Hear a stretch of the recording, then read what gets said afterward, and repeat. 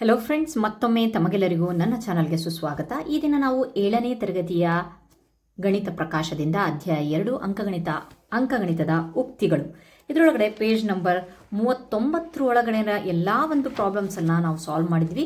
ಈ ದಿನ ನಾವು ಪೇಜ್ ನಂಬರ್ 40ರಿಂದ ಸ್ಟಾರ್ಟ್ ಮಾಡೋಣ.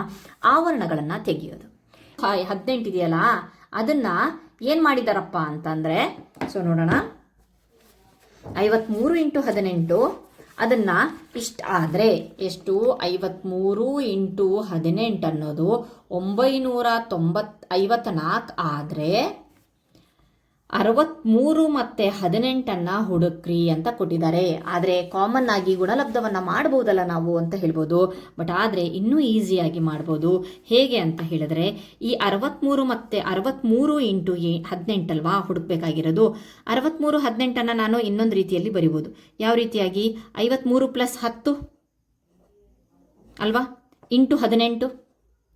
ಯಾಕೆ ಈ ರೀತಿಯಾಗಿ ಬರೆದ್ರೆ ಅಂದರೆ 53 ಮತ್ತು 18 ಒಂದು ಬೆಲೆ ಗೊತ್ತುಂಟು ನಮಗೆ. 53 18 ಆಲ್ರೆಡಿ ಅವರು ಗಿವನ್ ಕೊಟ್ಟಿದ್ದಾರೆ. ಅವರು 53 + 10 63 ಅಲ್ವಾ, ಅದನ್ನು ಸ್ಪ್ಲಿಟ್ ಮಾಡಿದ್ದೀವಿ ಅಷ್ಟೇ. ಈಗ ನೆಕ್ಸ್ಟ್ ಪ್ರೊಸೆಸ್ ಏನು? ಈ 53ನ 18 ಜೊತೆಗೆ ಗುಣಿಸ್ಬೇಕು, ಪ್ಲಸ್ 10ನ್ನು ಸಹ 18 ಜೊತೆಗೆ ಗುಣಿಸ್ಬೇಕು. ಇದ್ರ ಉತ್ತರ ಆಲ್ರೆಡಿ ನಮಗೆ ಗೊತ್ತುಂಟು. ಸಾರಿ, 53 ಬರೀಬೇಕು ನಾನು. ನೋಡಿ, ಇದೇ ರೀತಿ ಫಾಸ್ಟಾಗಿ ಬರೀತಾ ಇರುವಾಗ ಒಂದು ಸ್ವಲ್ಪ ಮಿಸ್ಟೇಕ್ ಮಾಡಿಬಿಡ್ತೀನಿ. ನೀವು ಸ್ವಲ್ಪ ಅರ್ಥ ಮಾಡ್ಕೊಳ್ಳಿ, ಅಡ್ಜಸ್ಟ್ ಮಾಡ್ಕೊಳ್ಳಿ. 53 × 18 ಆಯಿತು, 10 × 18 ಆಯಿತು. 53 18 ಆಲ್ರೆಡಿ ವ್ಯಾಲ್ಯೂ ಕೊಟ್ಟಿದ್ದಾರೆ 954. ಇದ್ರ ವ್ಯಾಲ್ಯೂ ಆರಾಮಾಗಿ ಕಂಡುಹಿಡ್ಬೋದು. 10 × 18 180 ಅಂತೇಳಿ. ಸೊ ಉತ್ತರ 1134. ಎಷ್ಟು ಬೇಗ ಬಂತು ಇವೆರಡು ಹಾಕ್ಕೊಂಡು ಗುಣಿಸೋಕ್ಕಿಂತ ಅಲ್ವಾ?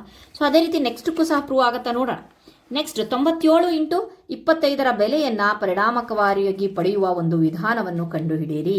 ಸೊ ಜನರಲಿ ನಾವು ಏನು ಮುಂಚೆ ಇದು ಮಾಡ್ತಿದ್ವಲ್ಲ ಆ ರೀತಿಯಾಗಿ ಬೇಡ, ಈ ರೀತಿಯಾಗಿ ಕಂಡುಹಿಡಿಯಿರಿ ಅಂತ ಕೊಟ್ಟಿದ್ದಾರೆ. ಏನಂತೆ ಎಕ್ಸಾಂಪಲ್ಲು 97 × 75. ಇಲ್ಲಿ ಗಿವನ್ ಕೊಟ್ಟಿಲ್ಲ, ಇಲ್ಲಿ ಕೊಟ್ಟಿದ್ರು, ಇದ್ರ ಬೆಲೆ ಕೊಟ್ಟಿದ್ರು. ಸೊ ಇಲ್ಲಿ ಕೊಟ್ಟಿಲ್ಲ. ಸೊ ಹಾಗಾಗ್ಬಿಟ್ಟು ನಾವು ಈ ರೀತಿಯಾಗಿ ಮಾಡ್ಕೊಳ್ಳೋಣ. 100ರಲ್ಲಿ 3 ಕಳೆದ್ರೆ 97 ಅಲ್ವಾ, ಇಂಟು 25. ಈ 100 ಯಾಕೆ ತೊಗೊಂಡೆ ಅಂತ ಅಂದರೆ ಈಸಿಯಾಗಿ ಗುಣಾಕಾರ ಮಾಡ್ಬೋದು. ಹಾಗಾಗಿ ಈಗ 100 × 25, ಈ 25 ಇವನಿಗೂ ಒಳಗಡೆ ಎಷ್ಟು ಬ್ರಾಕೆಟ್ ಒಳಗಡೆ ಎಷ್ಟಿದಾವೋ ಅವರಿಗೆಲ್ಲರಿಗೂ ಆ 25 ಸಂಬಂಧ ಇದೆ ಅಂತ. -3 × 25. ಓಕೆ, 100 × 25 ಅಂತ ಅಂದರೆ 2500, ಮೈನಸ್ 25 3 75. ಸೊ ಇದನ್ನು ಕಳೆದಾಗ 2425 ಆಗುತ್ತೆ. ಎಷ್ಟು ಫಾಸ್ಟ್ ಆಯ್ತಲ್ವಾ ಲೆಕ್ಕ. ಸೊ ಅದಕ್ಕೋಸ್ಕರ ಇದು ಕೊಟ್ಟಿದ್ದಾರೆ. ಓಕೆ, ನೆಕ್ಸ್ಟ್ ಇದರ ಬೆಲೆ ಕಂಡುಹಿಡಿಯಿರಿ ಅಂತ ಕೊಟ್ಟಿದ್ರು. ನಿಮ್ಮ ಟೆಕ್ಸ್ಟ್ ಬುಕ್ಕಲ್ಲಿ ಕೊಟ್ಟಿರಲಿಲ್ಲ, ನಾನು ಮಾಡಿದ್ದೀನಿ. ಮುಂದಿನ ಗುಣಲಬ್ಧಗಳನ್ನು ಕಂಡುಹಿಡಿಯಲು ಇದೇ ವಿಧಾನವನ್ನು ಉಪಯೋಗಿಸಿ. ಸೊ ಬನ್ನಿ, ಇದೇ ವಿಧಾನದಲ್ಲಿ ನಾವು ಮುಂದಿನ ಗುಣಲಬ್ಧವನ್ನು ಕಂಡುಹಿಡಿಯೋಣ. Okay fine. ಮೊದಲನೇ ಲೆಕ್ಕ ಏನು ಕೊಟ್ಟಿದ್ದಾರೆ? 95 × 8.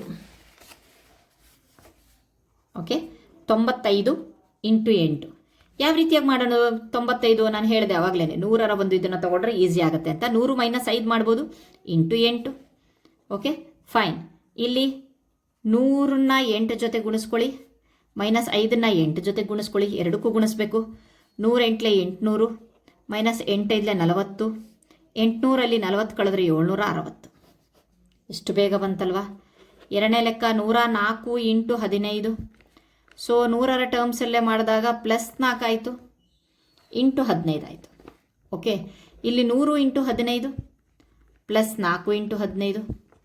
ಓಕೆ, ಇಲ್ಲಿ 1500 +15 4 60, 1560.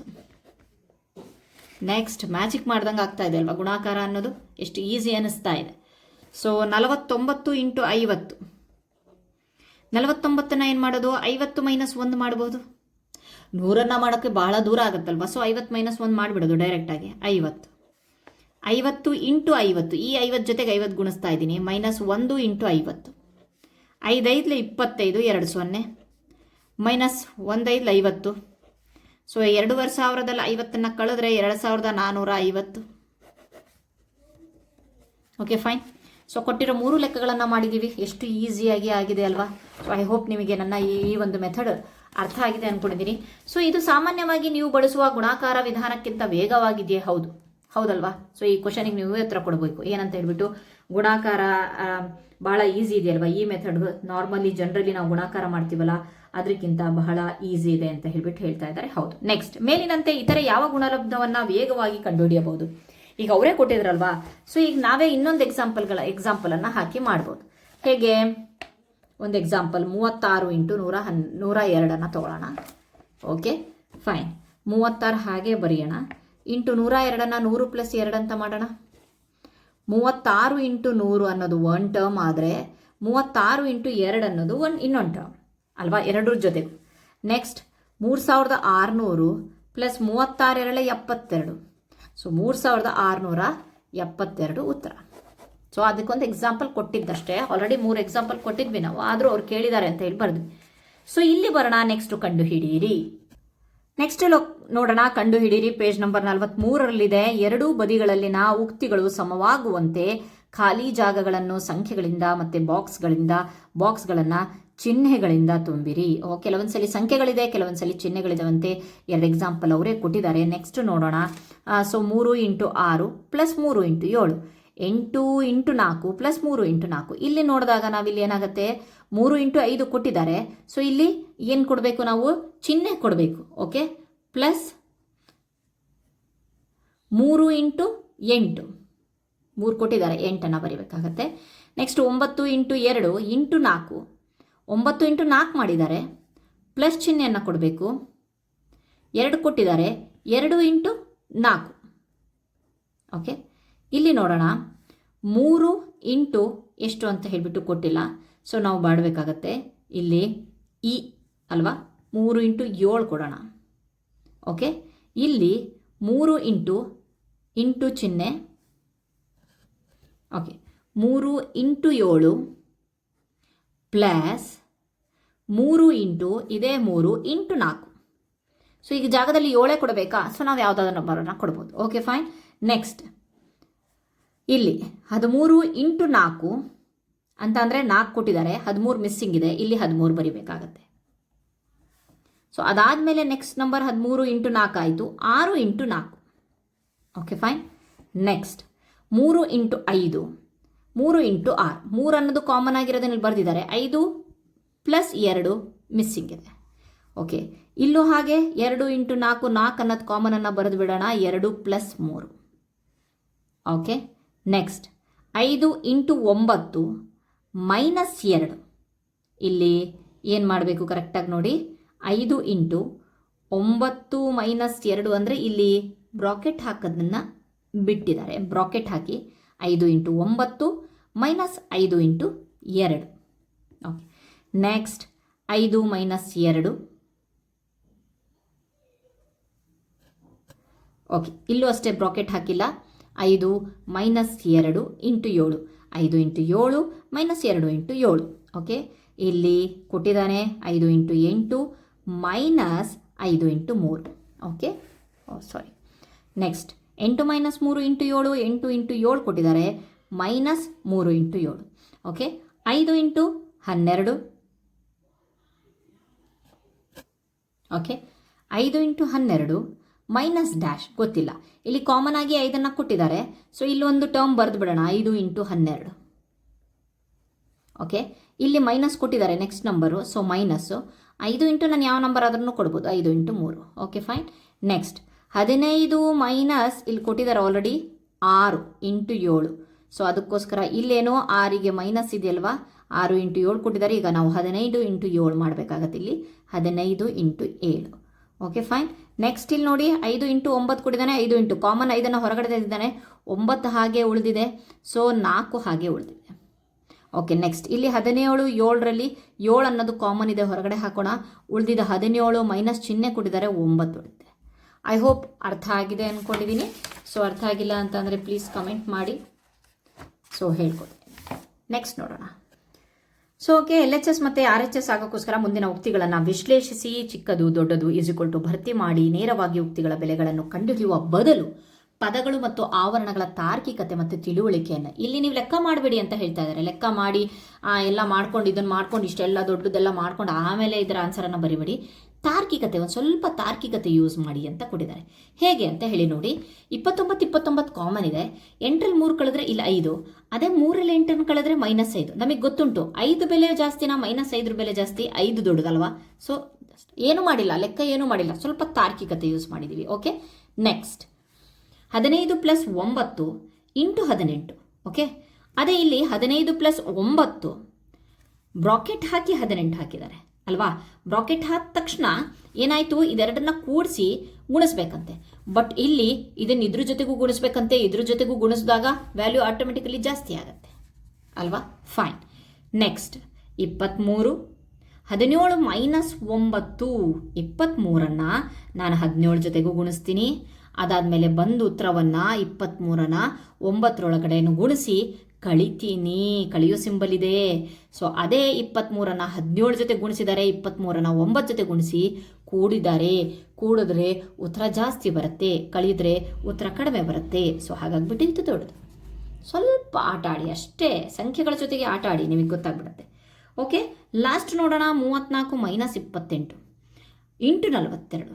ಓಕೆ, ಸೊ ಇಲ್ಲೇನು ಹೊರಗಡೆ ತೆಗೆದಾರೆ 34 ಇಂಟು 42. Okay fine. ಮೈನಸಿಗೆ ಮೈನಸ್ ಇಟ್ಟಿದ್ದಾರೆ. 28 ಇಂಟು 42 ಸೇಮ್. ಇದು ಮಾಡಿದಾಗ ಏನು ಕಾಮನ್ ಇಲ್ಲ. ಇಲ್ಲಿ ಬ್ರಾಕೆಟಲ್ಲಿ ಇಟ್ಟಿದ್ದಾರೆ, ಇಲ್ಲಿ ಬ್ರಾಕೆಟಿಂದ ಹೊರಗಡೆ ತೆಗೆದಿದ್ದಾರೆ. ಸೊ ಆನ್ಸರ್ ಸಮ ಬರುತ್ತೆ. Okay fine. ಸೊ ಜಾಸ್ತಿ ಹೊತ್ತು ತೊಗೊಳ್ಳಿಲ್ಲ, 1 ಅಥವಾ 1 or 2 ಮಿನಿಟ್ಸಲ್ಲಿ ನಾವು ಸಾಲ್ವ್ ಮಾಡಿದ್ವಿ. ಏನು, ತಾರ್ಕಿಕತೆಯನ್ನು ಬಳಸಿ. Okay fine. ನೆಕ್ಸ್ಟ್ ಸಂಖ್ಯೆ 14 ಪಡೆಯುವ ಒಂದು ವಿಧಾನ ಇದೆ. ಈ ರೀತಿಯಾಗಿ 14 ಪಡೆಯಲು ವಿಧಾನಗಳಿವೆ, ಬೇರೆ ವಿಧಾನಗಳಿವೆ. ಅವುಗಳನ್ನು ಮುಂದಿನವುಗಳಲ್ಲಿ ಬರೆಯಿರಿ. ಹೌದು, ಒಂದು ಸಂಖ್ಯೆ ಉತ್ತರ 14 ಬರಬೇಕು ಅಂತಂದರೆ ನಾವು ಯಾವ ರೀತಿಯೆಲ್ಲ ಕಸರತ್ತು ಮಾಡ್ಬೋದು. 2 into 3 plus 4, 3 4 7, 7 2 14. Okay, 2 into 5 plus 2, so 5 7 2 14. Okay, next 2 into 7 plus 0, 7 2 14. Okay, 7 into 1 plus 1, 7 2 14. ಮತ್ತೆ ಸೊ ಇನ್ನು ಬಹಳಷ್ಟು ರೀತಿಯಲ್ಲಿ ನಾವು ಬರೆಯಬಹುದು. Okay fine. ನೆಕ್ಸ್ಟ್ ಸದ್ಯಕ್ಕೆ ಅವ್ರು ಇಷ್ಟು ಹೇಳಿದ್ರಲ್ವ, ಸೊ ಇದನ್ನು ಬಿಟ್ಟು ನಾವು 2 ಇಲ್ಲಿಗೂ ತಂದು 7 ಹೊರಗಡೆ ತಂದರೂ ಸಹ ಆನ್ಸರ್ ಸೇಮ್ ಆಗುತ್ತೆ. 2 ಪ್ಲಸ್ 0 ಅಥವಾ 2 ಪ್ಲಸ್ 0, 1 ಪ್ಲಸ್ 1 ಹೊರಗಡೆ 7 ಇಲ್ಲಿ ಮಾಡಿದ್ದೀವಲ್ವ ಆ ರೀತಿ. ಸೊ ಇಲ್ಲಿ 7 ಬರೆದುಬಿಟ್ಟು ಒಳಗಡೆ 2 ಬರೆದ್ರೆ 2 ಪ್ಲಸ್ 0 = 2, 2 7 14 ಆ ರೀತಿಯಾಗಿ ಬರುತ್ತೆ. ಸೊ ಒಂದು ಸುಮ್ಮನೆ ಹಿಂಟ್ ಕೊಟ್ಟಿದ್ದೀನಿ. Okay fine. ನೆಕ್ಸ್ಟ್ ನೋಡೋಣ ಏನಿದೆ ಅಂತ ಹೇಳಿಬಿಟ್ಟು. ಮುಂದಿನ ಪ್ರತಿ ಚಿತ್ರದಲ್ಲಿ ನೀಡಿರುವ ಸಂಖ್ಯೆಗಳ ಮೊತ್ತವನ್ನು ಕನಿಷ್ಠ 2 ಬೇರೆ ಬೇರೆ ವಿಧಾನಗಳಲ್ಲಿ ಕಂಡುಹಿಡಿಯಿರಿ. ಉಕ್ತಿಗಳ ಮೂಲಕ ನೀವು ಅದನ್ನು ಹೇಗೆ ಪರಿಹರಿಸಿದಿರಿ ಎಂಬುದನ್ನು ಸಹ ವಿವರಿಸಿ ಅಂತ ಕೊಟ್ಟಿದ್ದಾರೆ. ಸೊ ಬನ್ನಿ ಇಲ್ಲಿ ಫಸ್ಟ್ನೇ ಮೆಥಡನ್ನು ನೋಡೋಣ. ಸೊ ಫಸ್ಟ್ನೇ ಮೆಥಡಲ್ಲಿ ಏನು ಮಾಡ್ಬೋದು, ಉಕ್ತಿಯನ್ನು ಬರಿಬೇಕಲ್ವಾ. ಫಸ್ಟ್ನೇ ಮೆಥಡಲ್ಲಿ ನಾನು 4 ಇಂಟು 5 ಪ್ಲಸ್ 8 ಇಂಟು 4 ಮಾಡ್ತೀನಿ. 4 ಇಂಟು 5 5 ಸಲ ಇದೆ, 4 ಅನ್ನೋದು 5 ಸಲ ಇದೆ, 8 ಅನ್ನೋದು 4 ಸಲ ಇದೆ. ಓಕೆ, ಸೊ ಉತ್ತರ ಎಷ್ಟಾಯಿತು, 4 5 20 ಪ್ಲಸ್ 8 4 32 = 52. ಇದೇ ಸೆಕೆಂಡ್ ವೇಯಲ್ಲಿ ಬೇರೆ ಥರದಲ್ಲಿ ಉಕ್ತಿ ಬರಿಬೇಕಲ್ವಾ. ಯಾವ ರೀತಿಯಾಗಿ ಬರೆಯೋದು, 4 ಕಾಮನ್ ಆಗಿ ಬರೆದುಬಿಟ್ಟು ಇಂಟು 5 ಪ್ಲಸ್ 8. Okay, 5 plus 8.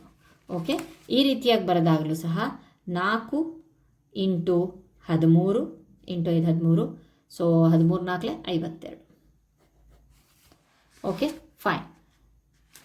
ಇಲ್ಲಿ ಎಷ್ಟು ನಂಬರ್ಸ್ಗಳಿದ್ದಾವೆ ಅದನ್ನು ಹಾಕ್ಕೊಂಡು ಮಾಡಿದ್ದಷ್ಟೇ ನಾನು. ನೆಕ್ಸ್ಟ್ ಓಕೆ, ಇದನ್ನು ಯಾವ ರೀತಿಯಾಗಿ ಉಕ್ತಿಯನ್ನು ನೀವು ಹೇಳ್ತೀರಾ ಅಂತಂದರೆ, ನಾನು ಇಲ್ಲಿ ಆಲ್ರೆಡಿ ಹೇಳಿದೆ 4 ಅನ್ನೋದು 5 ಸಲ ಇದೆ. ಸೊ ಚಿತ್ರದಲ್ಲಿ ನೋಡ್ಬೋದು 4 ಅನ್ನೋದು 5 ಸಲ ಇದೆ, 8 ಅನ್ನೋದು 4 ಸಲ ಇದೆ. ಓಕೆ, ಡೈರೆಕ್ಟ್ ಆಗಿದೆ. ಸೊ ಇಲ್ಲಿ 4 ಅಂತ ಹೇಳಿಬಿಟ್ಟು 4 ಸಲ ಇದೆ. ಸೊ ಅದನ್ನು ಈ 5 ಇದೆಯಲ್ಲ, ಸೊ 5 ಸಲ 4 ಇದೆ, 5 ಸಲ 4 ಇದೆ, 8 ಅನ್ನೋದು 4 ಸಲ ಇದೆ. Okay fine. ಈ ರೀತಿಯಾಗಿ ಕನ್ವರ್ಟ್ ಮಾಡಿದ್ರು ಸಹ ನಮಗೆ ಉತ್ತರ ಸೇಮ್ ಬರುತ್ತೆ. Okay fine. ನೆಕ್ಸ್ಟ್ ನೋಡೋಣ. ನೆಕ್ಸ್ಟ್ ನೀವು ಚಿತ್ರವನ್ನು ನೋಡ್ತಾ ಇರ್ಬೋದು. ಆ ಚಿತ್ರದಲ್ಲಿ ನೋಡಿ ಹೇಗಿದೆ ಅಂತ ಹೇಳಿಬಿಟ್ಟು. 5 ಅನ್ನೋದು 4 4 8, 5 ಅನ್ನೋದು 8 ಸಲ ಇದೆ, ಪ್ಲಸ್ 6 ಅನ್ನೋದು 2 4 6 8 ಸಲ ಇದೆ, 6 ಅನ್ನೋದು ಸಹ 8 ಸಲ ಇದೆ. 8 5 40 ಪ್ಲಸ್ 6 8 48, ಟೋಟಲ್ 88. ಓಕೆ, ಇದು ಫಸ್ಟ್ ಮೆಥಡ್. ಸೊ ಎರಡನೇ ಮೆಥಡಲ್ಲಿ 8 ಕಾಮನ್ ಇದೆ, 5 ಪ್ಲಸ್ 6 ಮಾಡಿದೆ. ಇದರೊಳಗಡೆ 8 ಕಾಮನ್ ಇದೆಯಲ್ವಾ, 5 ಪ್ಲಸ್ 6 ನಾವು ಈಗ ಜಸ್ಟ್ ತಿಳ್ಕೊಂಬಂದಿದ್ದೀವಲ್ಲ ಅದೇ ರೀತಿ ಮಾಡಿರೋದು. ಸೊ 8 5 ಪ್ಲಸ್ 6 11, 8 11 88, ಅಥವಾ 11 8 88. 2 ಕಾಮನ್. ಇಲ್ಲಿಯವರೆಗೆ ನಾವು ಪೇಜ್ ನಂಬರ್ 44ರಲ್ಲಿರುವಂತಹ ಕಂಡುಹಿಡಿಯಿರಿಯನ್ನು ಇಲ್ಲಿಯವರೆಗೆ ಸಾಲ್ವ್ ಮಾಡಿದ್ದೀವಿ. ನೆಕ್ಸ್ಟ್ ವಿಡಿಯೋದಲ್ಲಿ ಇನ್ನೂ ಕಂಡುಹಿಡಿಯಿರಿ ಇದೆ. ಸೊ 44ನೇ ಪೇಜ್ನಿಂದನೇ ಇದೆ. ಸೊ ಅದನ್ನು ಕಂಟಿನ್ಯೂ ಮಾಡೋಣಂತೆ. ಸೊ ಅದನ್ನು ಕಂಟಿನ್ಯೂ ಮಾಡಿದ್ರೆ ಮೋಸ್ಟ್ಲಿ ನಮ್ಮ ಪಾಠ ಮುಗಿಯುತ್ತೆ. ಓಕೆ, 7ನೇ ಕ್ಲಾಸ್ನ 2ನೇ ಪಾಠ ಮುಗಿಯುತ್ತೆ. ಸೊ ಇದನ್ನು ನೆಕ್ಸ್ಟ್ ವಿಡಿಯೋದಲ್ಲಿ ಮಾಡೋಣಂತೆ. ಧನ್ಯವಾದಗಳು ಫ್ರೆಂಡ್ಸ್. ಐ ಹೋಪ್ ನಿಮಗೆ ನನ್ನ ವೀಡಿಯೋಸ್ ಇಷ್ಟ ಆಗ್ತಿದೆ ಅಂದ್ಕೊಂಡಿದ್ದೀನಿ. ಬಹಳಷ್ಟು ತುಂಬ ಒಳ್ಳೆಯ ಒಂದು ರೆಸ್ಪಾನ್ಸ್ ಸಿಗ್ತಾ ಇದೆ ನನ್ನ ವೀಡಿಯೋಸ್ಗಳಿಗೆ. ಸೊ ಇದೇ ರೀತಿ ನಿಮ್ಮ ಪ್ರೀತಿ ನನ್ನ ಮೇಲೆ ಸದಾ ಇರಲಿ, ನನ್ನ ಚಾನಲ್ ಮೇಲೆ ಸದಾ ಇರಲಿ ಅಂತ ಹೇಳ್ತಾ ಈ ಒಂದು ವಿಡಿಯೋನ ಮುಕ್ತಾಯಗೊಳಿಸ್ತಾ ಇದ್ದೀನಿ. ಧನ್ಯವಾದಗಳು.